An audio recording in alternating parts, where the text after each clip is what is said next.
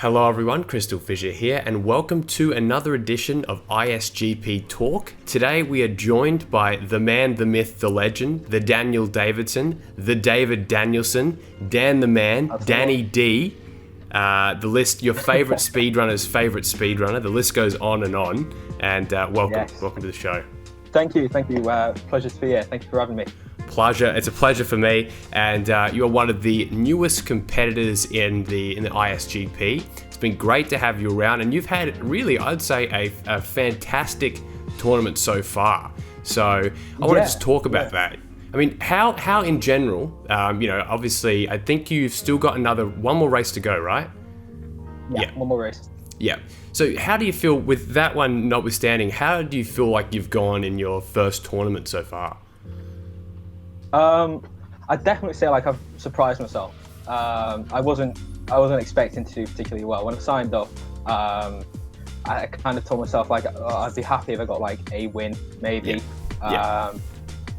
But obviously, like because I've not done speedrunning before. I've played the games. Obviously, I've played the games quite a fair bit, but never sort of like in a speedrunning sort of style. I mean, the one I've played most is probably Spyro 1, and I think I've like tried to see how quickly I can get to Nasty North before, but it would literally be a case of like 100% all the first levels. Of course, yeah.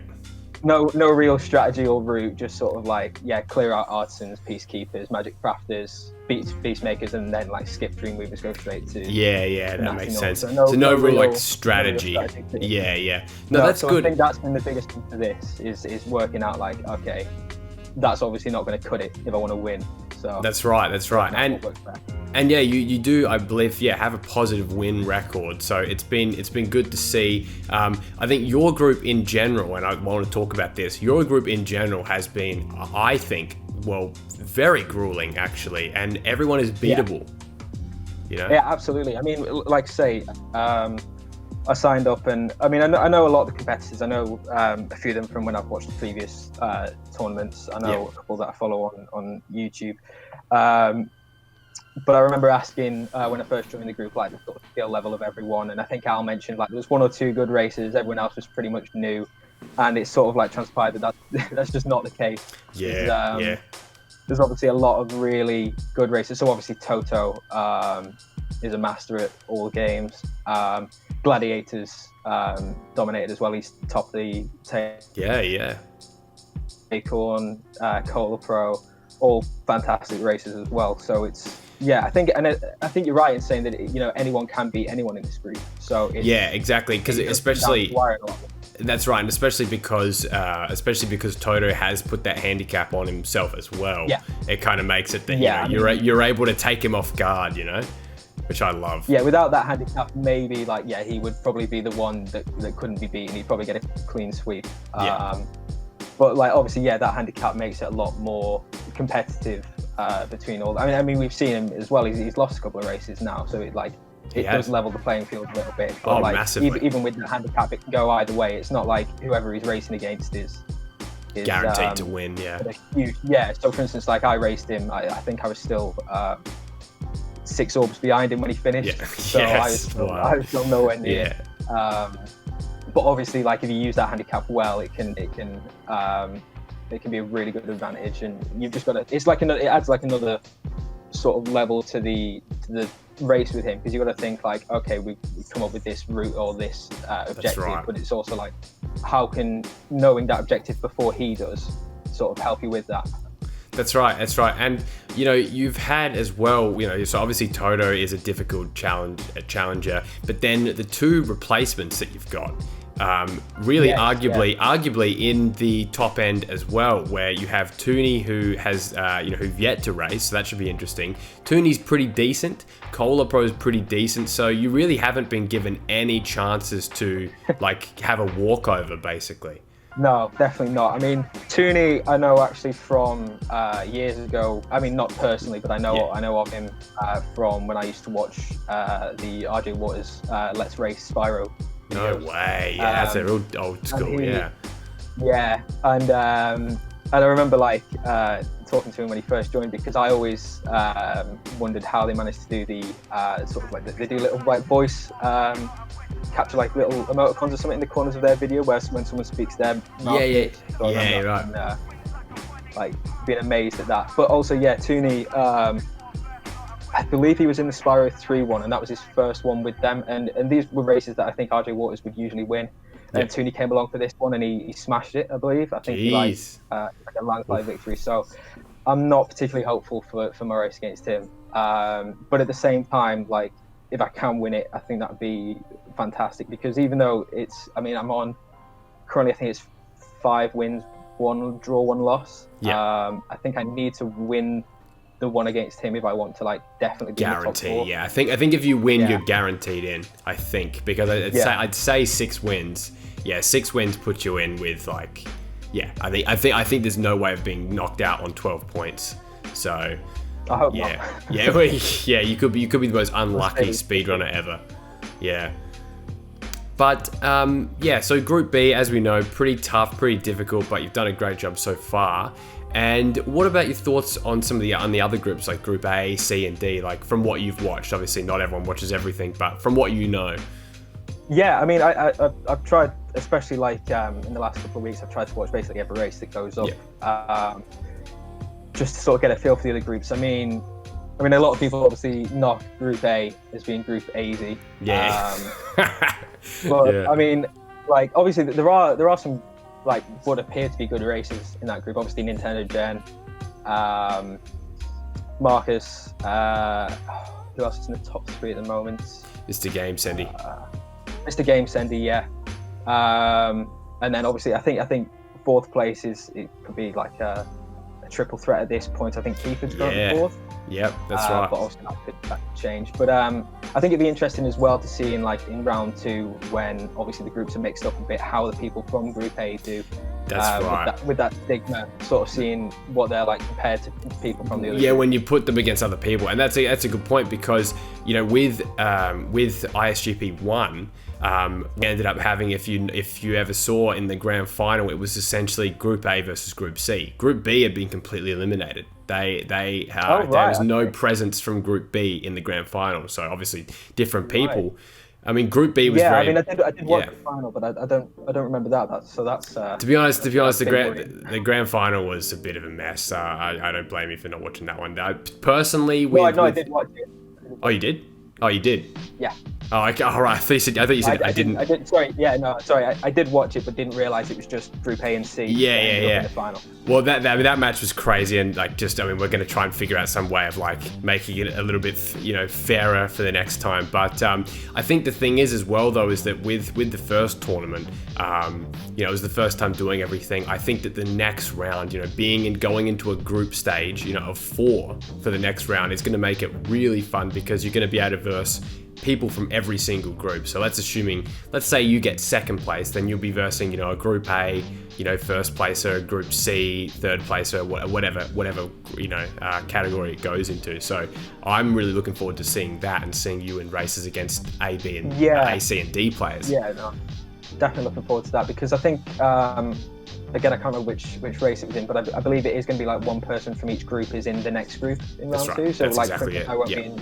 Which means I won't be in with Toto, so at least I'll have a little bit of a You're out, exactly. You might have someone like a Nintendo 64 or me or something like that. If I make it through, I don't really know. At this point, it's anyone's game in Group C. Group C is still up absolutely. in the air. I mean, Group C's been another one that's probably been a little bit hard done by the replacements with Luke joining. I believe in Group C. Of course, yeah.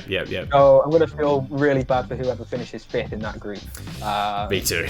Just because, could have been that close. But no, I mean, Group C has been a really good, really competitive one as well, obviously, because I believe Charm Sky is top of that at the moment. That's right, yeah. I think until inevitably Luke sort of runs over and gets some more races done. But Charm Sky's done a tremendous job, and I mean, I kind of have a reputation for finishing 5th, in the first tournament. So we'll see what happens there. I think you could end up seeing me as 5th again. So that could be my designated spot.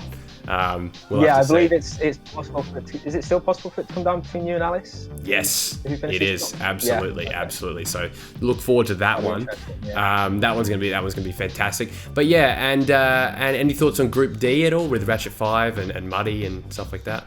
Dancer? Yeah. So again, I mean, this is the thing. Like, I think everyone likes to think that their group is like the hardest and whatever. But I mean, you look at Group D as well, and you've got Ratchet, you've got Dante, you've got Desert Monkey. It's not an easy group. I mean, I've seen a lot of the videos that like Luminize has done just in the general chat, and like the sort of skips that she's able to do, and it's like it's incredible how she's not getting more wins. That's right. That's the thing, that speedrunning and speedrunning strategy are kind of two separate things, and so a lot of the time as well, people can be quite good at the skips, but then when they have to put it together in a live race, that's the scary part. You know, it's the same with any sport. You know, you practice, you know, you kick a goal 1,000,000 times, you know, in the AFL, and then when you're finally there in front of everyone, you know, you miss. Like, it happens. It can come down to like just on the day, can't it? And on I mean, the day. That's like, and I think that's like how it's kind of been for me so far. I mean, like, you look at the people in Group B, and I'd say like, because I'm currently above. Well, I'm above Toto, but like that, I think that's more just to do with number of races done. Yeah. But I'm currently sat above like Vitus, Cola Pro, that Acorn. All three, I'd like. I think anyone would say is probably better than me at the game. Any of the three games, but like it can just come down to the day, and it can. I mean, and I think. Yeah, go Sorry. ahead. No, go. You go.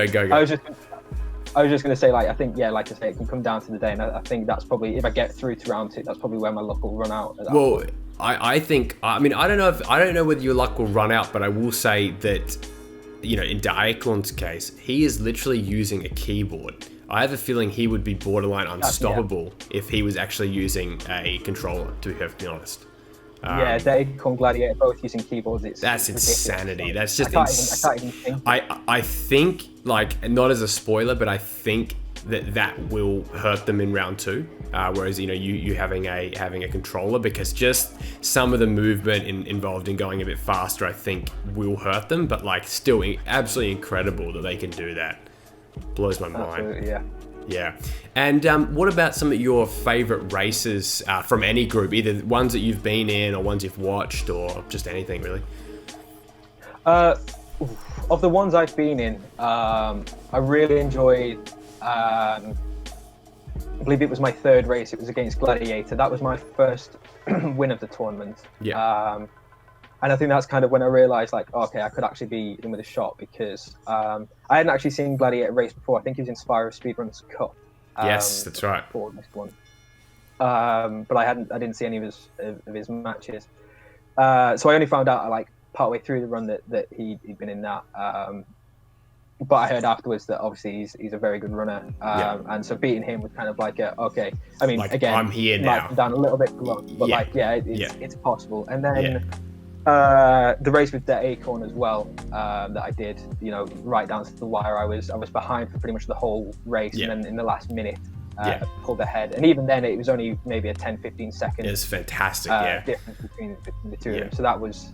And also, you know, you had all of us trolling in the call as well, distracting you and, you know, doing all that usual bullshit. So, you know, like that definitely hurts. Hurts. I would argue helps, but you know, technically, it's very takes your mind off maybe a little bit, but like it takes the edge off the race. But no, I definitely, like, my hands were shaking at the end of that one, because I knew I was behind, and I defeated Buzz, which was like the last part of it, and I was like, hang on, he's not said he's finished yet. Should I say it, or did he say it? I just didn't hear him. He's cut out. Well, that could actually happen. And I mean, so you would say, I mean, this is for me, for example, as well. So you could say that before matches, like when things get down to the wire, you're getting nervous. Your palms are sweaty, your knees are weak, arms are heavy, borderline. Yeah, I don't do particularly well under pressure. Yeah. That'd be good if we race then. That'd be good. It should be like a 20-minute run. It ends up being 2 hours because neither of us can hold the controls for more than a minute. Yeah. There's probably no restrictions on round 2 match length. Like we've got to figure that out actually now. But I'd say that, like, instead of a minimum being 10, you know, it's probably going to be a minimum 30. You know, because we want those second rounds to sort of. And I think. Yeah. And I think if if I do get through to round 2, that's what I want to do, because I think a lot of my races so far have been quite short ones. I don't think that there've been any more than half an hour actually. Yeah, that's right. A bit That's a longer good point. is would definitely sort of like Yeah, well, interest. you and Brandon Black came sort of down to like, I think it was maybe 11-12 minutes overall, but that was pretty close too. I mean, that was because that one I was like, because that was a complete 100% North Nexus, but then also like a spin the wheel objective. I like to spin the wheel. We got to the end of it and we were like, I actually quite enjoyed that. I mean, you can tell like the second half of the race or whatever, I was not prepared for it. I came over in Beast Makers for the first time in probably since I was like 6 or something. Yeah. Obviously wasn't prepared for that, but like at the same time it was really enjoyable, and like I would have been more than happy to have done like a second spin the wheel just to push it over like that extra little bit of time. But yeah, luckily it was 11 minutes, so we were just about all right on that one. Yeah, there's been some great concepts this tournament, I feel like, with the spin the wheel and the head bash apocalypse and all that kind of crazy madness. And actually, because the way you've mentioned it, you've mentioned Spyro Speedrun's Cup and the final from the last one. So what is actually your history with ISGP and sort of the greater community then? You also said, you knew Tooney. Like, how did you find out about ISGP in general? Yeah, actually? I mean, like, honestly, like, I'm probably not... as across the community as like a lot of other people in the tournament are. Yeah. So I mean, I've been subscribed to you for like a fair few years now, probably. Cool. Nice. So that'll be how I found the original ISGP tournament. The first one. I knew some of the people. Yeah, I knew some of the people from the first one just from watching speedrunning videos anyway, or like skips and stuff on YouTube. I find that stuff quite interesting. Yeah. So I know a few people through that. I know Cyredes probably from your first coverage of Myths Awakens. I probably nice. Yeah. Yep. But basically just through that, and then obviously being subscribed to the ISGP channel since it was first mentioned on your channel, I think. And then also just through watching YouTube, I've probably come across quite a few other people. Ratchet 5 I've watched before. Probably others I forgot to mention. And Tooney, I knew as, I think he was called Manic X at the time, but yeah, him when he did the RJ Waters videos, and now obviously he does Games Raced Awfully, which I think I've watched a few of.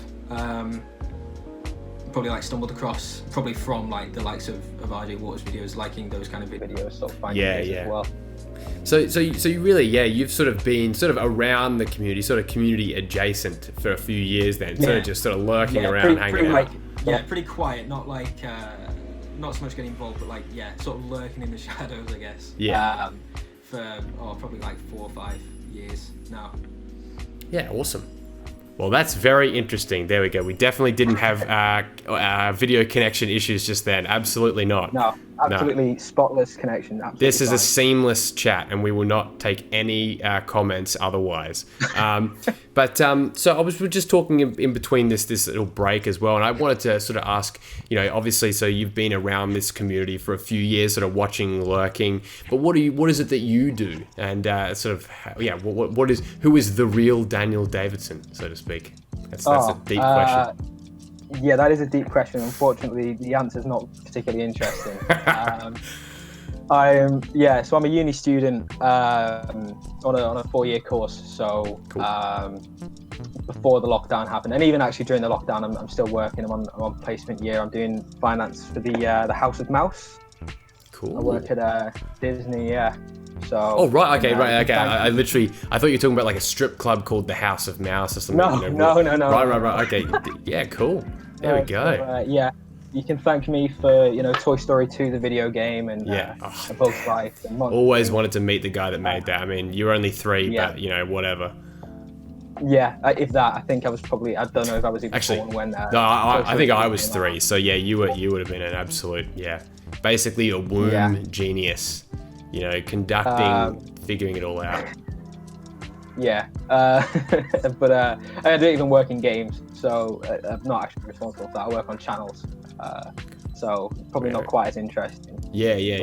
Still interesting. No, it's good, and I mean that was the thing as well, is because obviously like with lockdown sending me home and stuff. I'm still working, but working from home, so I'm spending a bit more time at home. And it kind of like, that was my kind of reasoning for joining this tournament, because I mean, if I was in London, it's like being in first year again, sort of living with people you don't know. You can't really control the noise in the background, whereas while I'm home, it's a little bit more manageable.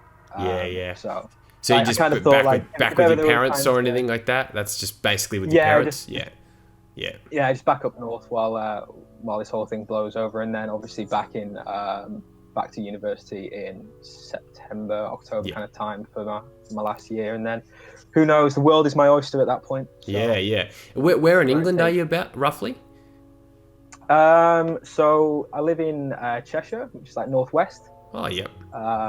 So sort of like halfway between Liverpool and Manchester. I won't go too in depth on it, because like if I reveal my town, I narrow myself down to about 100 people. Oh, it's middle of nowhere. That's the thing. You know, it's funny. The thing is, like, I totally get why you say that, because the thing is with Australia, like, for the most part, it's like, you know, you go, where do you live? And you live in one of the, you know, 5 to 8 major cities, right? Other than that, like, you pretty much can't find anyone. Like, I could say my full name here and you would get, you know, people already know my full name, but you got to look a bit to find me, sort of thing. Whereas like in England, and I found this when I spoke to Alice in the first ISGP, and when I became friends with her, I was like, holy crap, like, if you actually like did any research, like, you could literally find these people. Like, it's exactly. Crazy. It's crazy. So, like, it's so, just because like literally every inch of England has been populated now, I guess. Exactly.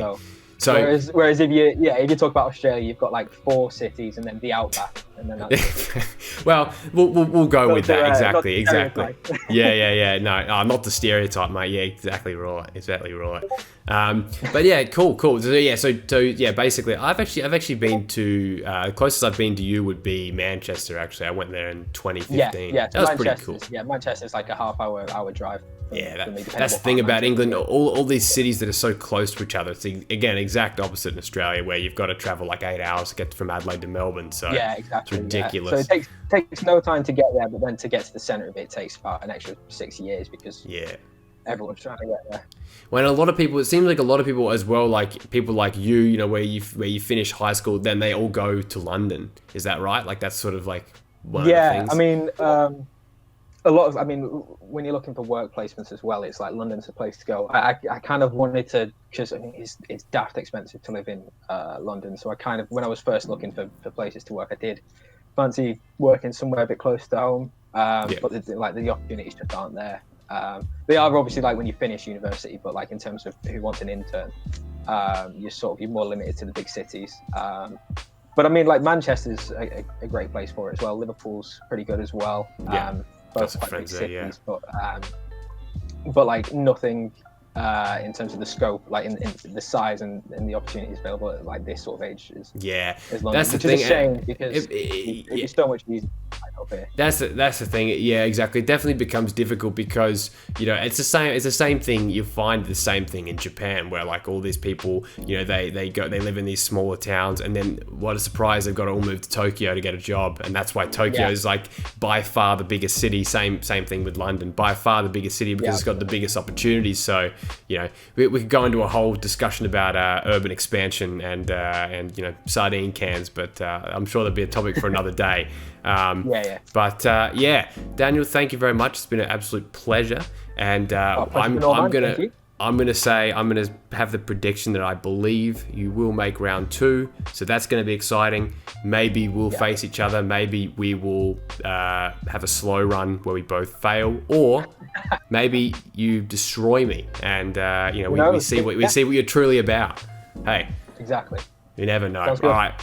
Thank you, Daniel, and we'll speak very soon. Goodbye. Thank you very much. Speak to you soon.